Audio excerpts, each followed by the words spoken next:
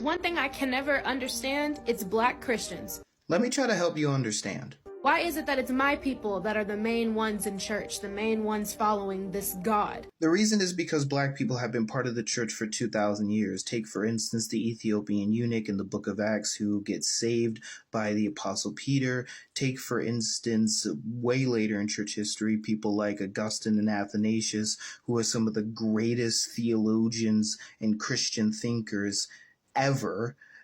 Come from Africa. They were North African bishops. Athanasius was nicknamed the Black Dwarf.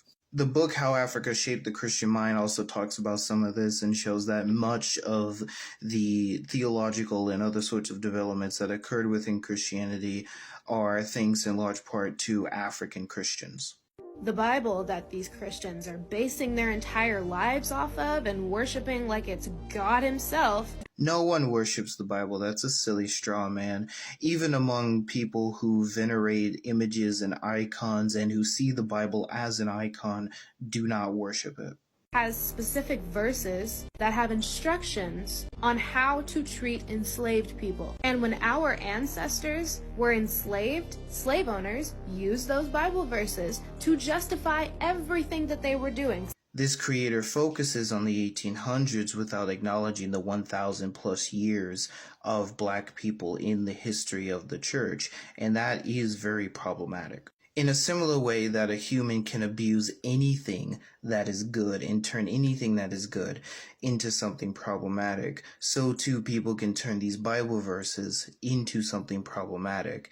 And just because some really evil white people did that to us over the course of history does not invalidate our faith, because our faith didn't start with white people and racism. Our faith started in the first century. I'm sorry, but any loving God that can justify something like slavery will never get my praise. So Dr. John Walton has argued that God is working in a culture with regards to the Old Testament Israelites, and that's why we see slavery, patriarchy, monarchy, and so on. It's basically divine accommodation.